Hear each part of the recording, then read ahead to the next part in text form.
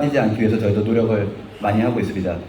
하지만 그럼에도 불구하고 데이터 그리고 플랫폼 또 AI 이 어떤 기술의 영역은 상당히 서로 간에 이 트랜슬레이션이 가능한 영역이 아닌가라고 생각을 하고 있습니다. 네, 일단 모든 이 플랫폼하고 데이터 기업들이 당연히 불확실성 그리고 정보 비대칭을 풀고 있는 것은 동일하다고 생각을 합니다. 제가 이 일을 시작하기 전에 앞에서 여러 가지 융합 그리고 기술 간의 어떤 크로스오버 이런 것들을 말씀을 많이 해주셨는데 저도 개인적으로는 이제 공학을 하고 그리고 또 거꾸로 이제 투자 업계에 가서 거의 한 10년 동안 이런 에너지 그리고 광산 이런 쪽에 투자를 하면서 어떤 전문 지식을 좀 쌓았고요. 그리고 처음에 이제 창업도 이런 이 오일앤게스 유전을 인수하고 또 매각하고 하는 그런 창업을 이제 하게 되었습니다. 근데 그 과정에서 트레이딩을 하는 가운데서 엄청나게 이쪽의 이 국제무역이 정보 비대칭이 너무나 심각하다라는 것을 절감하게 되었고요. 이걸 어떻게 하면은 그러면은 좀 우리가 헤쳐나가고 타개하고 시장의 효율성을 올릴 수 있을까를 고민을 굉장히 많이 했었습니다. 그래서 이게 지금 저희가 하고 있는 이 데이터 서비스가요, 제가 처음부터 바로 한 번에 그 포인트에 도달한 건 아니고요. 굉장히 많은 시행착오를 거치면서 이 포인트까지 오게 되었습니다. 하지만 정말로 어떻게 보면 굉장히 천운이라고 할까요? 정말 이 에그리컬처 쪽으로 들어오게 되고 또 식품 산업에 들어오게 되고 한 것이 얼마나 이게 큰 기회를 얻게 되고 또 세상에 기여할 수 있게 되는지에 대해서는 참 감개무량한 상태입니다. 이 시장이 이 푸드 임포트 엑스포트 시장이요. 시장 규모로만도 2 트릴리언 달러스 시장으로 거의 아마 단일 규모의 시장으로는 가장 큰 시장일 것으로 보고 있습니다. 심지어 그 시장에는 시장에 대한 어떤 식품에 대한 가공이나 그리고 추가적으로 예를 들면 외식업이나 굉장히 확장된 개념의 시장을 제외하고도 그렇기 때문에 매우 큰 시장으로 보고 있고요. 저희가 이 데이터를 통해서 여러 가지 사례들을 확인을 하고 있습니다. 그때 이제 우크라이나 전쟁이 나왔을 때를 보면은 일시적으로기도 했지만은 상당 기간 동안 한 6개월에서 한 8개월 기간 동안에 굉장히 많은 품목들이 이제 무역량의 변화가 생기고 가격이 큰 폭으로 변동을 하고요. 그러면서 이런 공급망에 대한 불안이 갑자기 이슈가 되기 시작을 했었죠. 그때를 보면은 이 토마토를 하나로 사례로 가지고 왔는데요. 토마토가 이 정도로 무역량이 급감을 했었습니다. 그 이유가 아무래도 각 국가들에서 자기네들 어떤 자국의 그 소비를 보호하기 위해서 무역을 금지하게 되고 그렇게 되면 그게 이제 도미노 효과가 일어나면서 가격이 폭등을 하고 무역량이 감소하게 되고 그럼 일시적으로 이 서플라이 체인이 이제 붕괴가 되는 거죠. 결국 이렇게 일시적으로라도 이 공급망이 붕괴가 되게 되면 아무래도 이게 식품이 가장 필수제이다 보니까 과연 이걸 어떤 식으로 사람들이 그러면 대체 공급망을 찾을 것인가 이 문제에 어떤 봉착을 하게 됩니다. 이것도 내용을 보시면요. 2018년부터 2022년까지 원산지별 한국의 아보카도 수입 국가들인데요. 2018년만 해도 미국이 굉장히 큰 포션을 차지하고 있고요. 미국하고 멕시코가 주를 이루다가 2022년으로 오면은 거의 페루산이 머저리티를 차지하게 됩니다. 이런 점들을 봐도 저희가 생각하기에는 어떤 공급망이라는 게 굉장히 서로 간에 고착화가 되어 있고 서플라이 체인이 쉽게 안 변할 것 같지만 이것뿐만이 아니라 저희가 미국의 캐슈넛이라든지 다른 것들을 봐도 연간 보통 새로운 공급자들하고 거래를 하게 되는 사례들이 70% 정도에 달할 정도로 굉장히 리커링하기보다는 이 공급망은 끊임없이 변화합니다. 근데 그 이유는 생각해보면 당연한 건데 이 농산물이라고 하는 거는 내년의 생산량을 우리가 예측을 할 수 없고 약속을 할 수 없기 때문에 늘 새로운 어떤 이 제로 베이스에서 그 연간을 시작을 하게 됩니다. 그러다 보니까 항상 새로운 이 정보를 취득해야 되는 수요가 굉장히 높은 시장이라고 말씀드릴 수 있겠습니다. 이거는 그냥 하나의 간단한 사례인데요. 이 성게알 관련된 겁니다. 성게알이 페루에서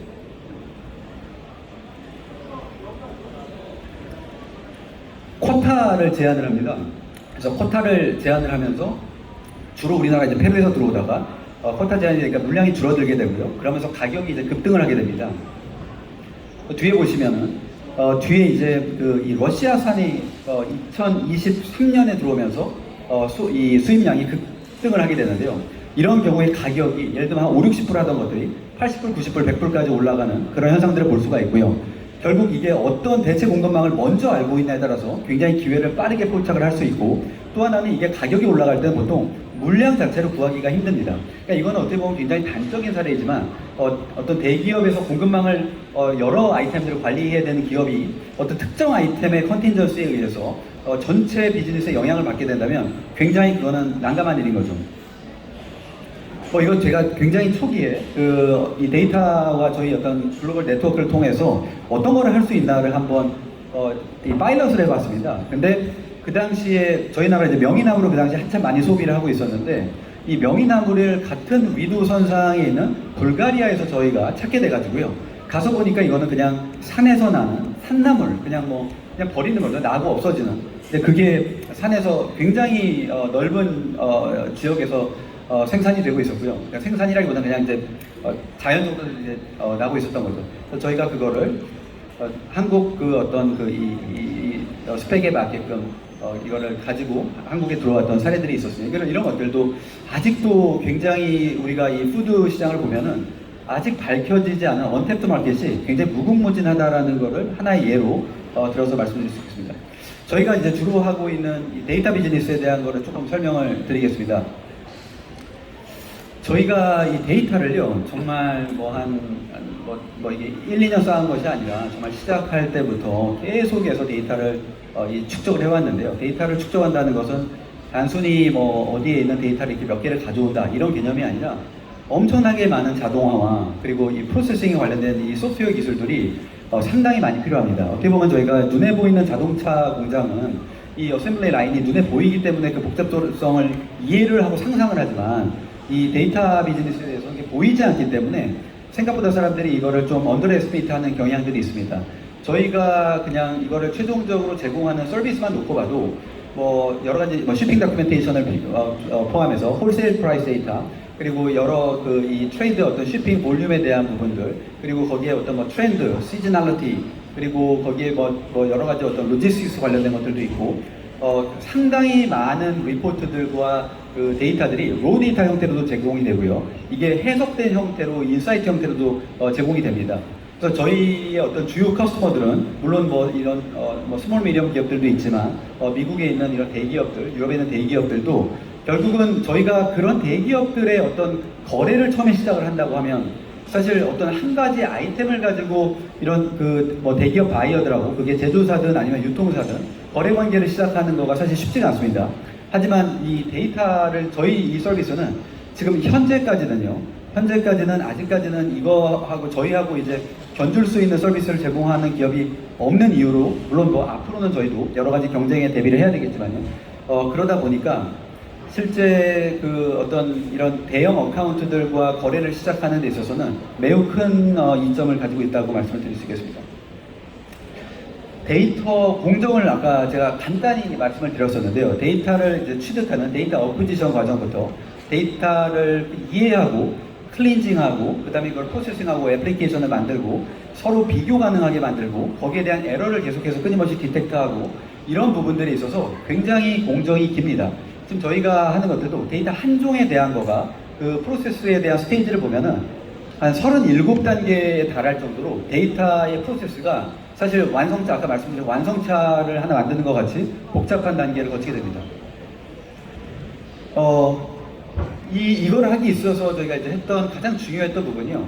사실 에그리컬처라고 하면은 이거에 대한 어떤 품종, 과연 이게 얼마나 될까? 이게 약간 저희도 시작을 들어갈 때 상상이 안 됐었습니다. 그러니까 예를 들면 그냥 사과. 그래서 사과에 대한 거가 저희가 미국 가서 보면은 품종 엄청나게 그냥 마트만 가도 많지 않습니까? 근데 이게 사과 관련된 품종만 해도 200종이 넘고, 웬만한 저희가 아는 망고 이런 것들도 수십 종, 수백 종에 달하고요. 그래서 저희가 일단 처음에 매뉴얼로 이런 품종들을 분석하는 과정들을 어마어마하게 했었습니다. 15만 종에 대한 품종들을 매뉴얼리 이걸 분석을 하고요. 이거를 끊임없이 태깅하는 이런 소프트웨어와 그 다음에 이런 업무 프로세스를 구축을 하고요. 결국 이 과정들을 놓고 보면 단순히 이 테크놀로지라는 게 어떤 굉장히 그냥 팬시한 테크 그 자체로 존재하는 게 아니라 결국 시장을 명확하게 이해를 하고 시장이 원하는 터미놀로지와 그들이 원하는 스펙을 잘 이해하고 그리고 사람과 기술이 아주 끈끈하게 이렇게 융합이 돼야만 결국 의미 있는 서비스가 나온다는 것을 좀 알 수가 있었습니다.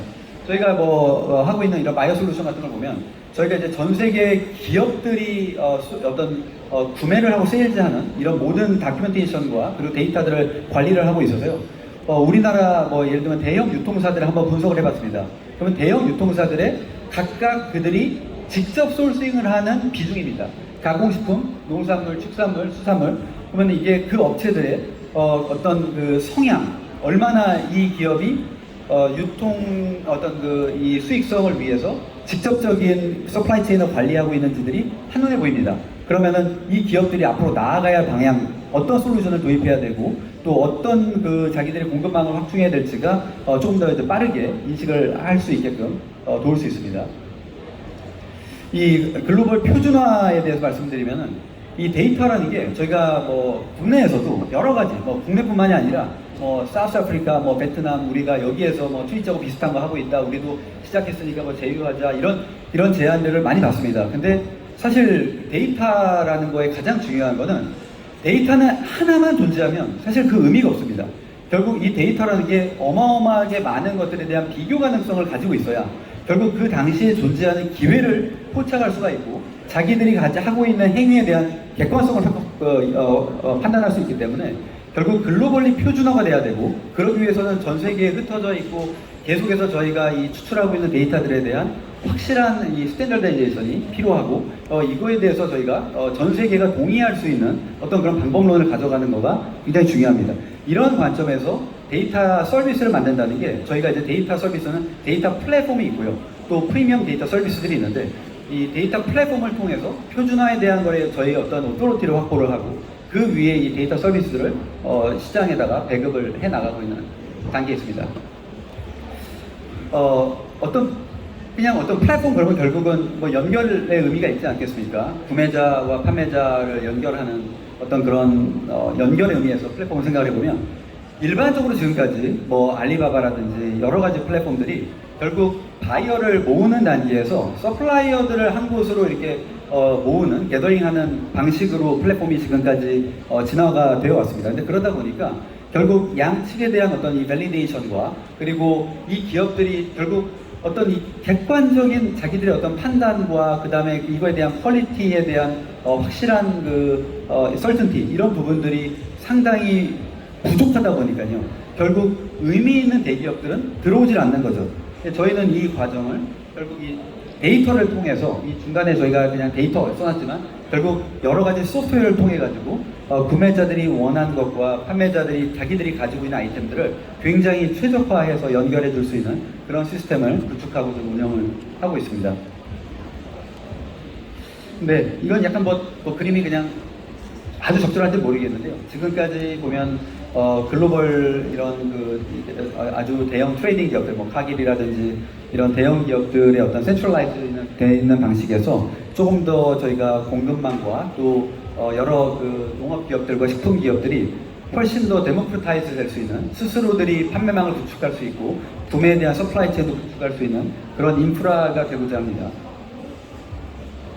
네, 저희한테 아까 앞에서도 뭐 말씀하신 것들 중에 항상 디지털이 있으면은 실제로 이 피지컬한 부분들이 같이 병행이 돼야 어떤 그 기술이 의미를 갖고 서비스도 훨씬 더 시장과 가까워지는데요.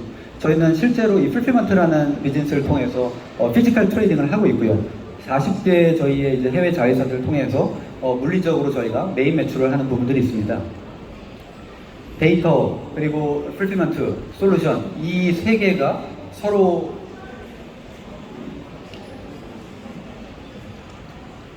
관계적으로 이 가치를 주고받으면서 고객들한테 좀 더 확실하게 다가갈 수 있는 그런 서비스를 지금 만들고 있고요.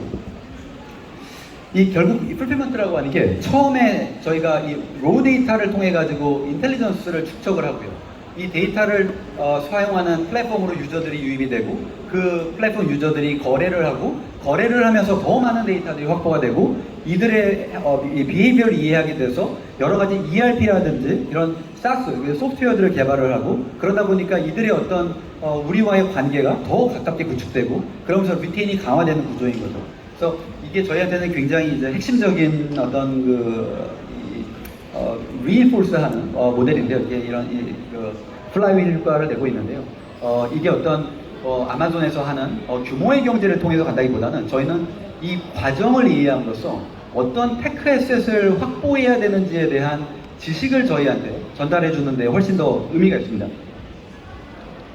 그래서 저희가 이제 데이터 기반에서 풀필먼트를 했던 사례들 보면 브라질이 사실 이 그레이프를 포도에 대한 큰 생산 국가이다 보니까 사실 수입을 하는 경우들이 없는데요. 요즘에 갈릭, 그러니까 마늘이라든지 그레이프라든지 워낙 기후 변화 때문에 이 산출량들이 들쭉날쭉하다 보니까 오히려 수출국들이 어떤 시즌에는 수입을 급하게 해야 되는 경우들이 많이 있습니다. 그리고 소비자 패턴들이 옛날에는 그냥 있을 때 먹는 어떤 그런 구조여서 리테일러들이 그거를 이제 12month 쉘프 계속 12개월 동안 아이템들을 유지하려고 하는 성향들이 생기다 보니까 결국 여기에서 빈틈이 있는 구간들의 공급망에 대한 수요가 계속 급증하고 있는 상태입니다. 네, 이것도 저희가 솔루션을 기반으로 해가지고요. 한국에 있는 이런 샤인머스켓을 해외로 수출하는 사례들이 좀 있었습니다. 신시장을 개척을 하고요. 베트남이라든지 싱가포르라든지 앞으로 국내 이런 K푸드, K 컨텐츠들도 저희가 가지고 있는 이 200만 B2B 유저들을 기반으로 해가지고 상당히 빠른 속도로 유통망을 구축해 줄 수 있을 것으로 예상을 하고 있습니다. 저희가 데일리로 보내는 뉴스레터만 하더라도 거의 100만에 가까운 유저들이 이거를 계속 구독을 하고 있고요. 결국 어떤 시장에 새로운 정보가 나왔을 때 이거를 가장 빠르게 알릴 수 있는 수단은 결국 트위치이지 않나. 특히 식품에 있어서, 농업에 있어서 가장 많은 고객들을 한 곳에 모아놓은 것이기 때문에 미디어의 역할은 확실하게 하고 있다고 말씀을 드릴 수 있겠습니다. 네. 저희는 끊임없이 이 데이터를 확보해 나가기 위해서요. 각 정부들과 그리고 기업들과 데이터 익스체인지 프로그램들 그리고 또 소프트웨어를 공급함으로써 솔루션을 제공하고 또 저희는 거기에서 더 많은 데이터들이 확보가 되고 점점 저희가 이 센트럴라이즈 돼 있는 데이터 센터로서 지위를 확고히 해 나가고 있습니다. 근데 이 데이터를 가져간다는 게 꼭 어떤 저희 회사의 이익과 경쟁력과 이런 거를 위해서만 필요한 게 아니라요. 결국은 저는 어떤 하나의 이렇게 확실하게 이렇게 의존할 수 있는 데이터 서비스가 모든 기업들이 여기를 통일감 있게 쓸 수 있게 되면 결국은 아까 이제 앞에서 좀 이제 보셨던 여러 가지 우리 이제 기후 변화와 관련돼 가지고 푸드 웨이스트라든지 엄청나게 큰 볼러틸러티라든지 이런 것들이 스무딩 될 수 있는 효과들이 있고요. 그리고 뒤에서 보시면은 저희가 이 임파워먼트, 결국 임파워먼트의 의미가 뭐냐라고 생각을 해보면 아까 제가 이제 데모크라타이즈를 한다는 말씀을 드렸었는데 결국 지금까지 보면은 어떤 글로벌 유통에서 글로벌 패커라든지 글로벌 트레이딩 기업들 굉장히 대기업들이 이 시장에 대해서 이 장악력이 너무나 높은 지위를 가지고 있었습니다. 근데 이 부분에 저희가 이 데이터들을 통해서 훨씬 더 많은 컨텐츠들과 또 이 밸리디드 프로덕트들 예를 들면 일본에서 더 먼저 발전을 했지만 저희 한국뿐만이 아니라 전 세계에서도 훨씬 더 이런 고부가 농업들의 산업이 좀 확산되면서요.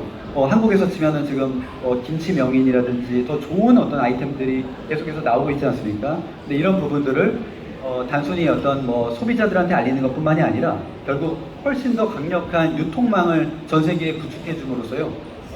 여러 가지 컨텐츠들이 좀 이렇게 교환이 되고요. 그리고 또 하나는 저희도 이제 그 기후 변화에 대해서 사실 저도 몇 년 전까지만 해도 제가 이제 에너지 투자를 오래 해왔기 때문에 좀 여러 가지 이렇게 양면의 그 생각들을 좀 했었습니다. 왜냐하면 과연 지금 하고 있는 어떤 이런 대체 에너지라든지 여러 가지 탄소 크레딧이라든지 이런 것들이 진짜로 어떤 우리 이 클라이밋 체인지를 좀 이거를 해소를 하고 그리고 탄소 배출량을 줄이는 방향으로 가고 있나에 대한 거에 대해서 굉장히 회의적인 생각을 가지고 있었습니다. 근데 결국 제가 찾은 답은요. 에너지 시장 내에서는 저는 그 답을 찾을 수 없다고 생각을 합니다. 왜냐하면 에너지라고 하는 거는 인간의 손이 들어가면 들어갈수록 그게 전기차가 됐든 태양광이 됐든 결국은 카본 에너지를 더 쓰는 방향으로 갈 수밖에 없다는 거죠. 결국 그거를 해소할 수 있는 최선의 솔루션이 저는 농업이라고 생각을 합니다. 왜냐하면 농업이라고 하는 것은 결국 인간의 효용을 만족시키는 방법에 있어서 에너지를 소비하기보다는, 물론 이것도 뭐 이리게이션 여러 가지 에너지를 쓰는 영역들이 있긴 하지만 그래도 훨씬 더 자연에 가까우면서 순수한 노동력이 들어가고 그러면서도 고부가 이 생산물들을 산출할 수 있기 때문에요.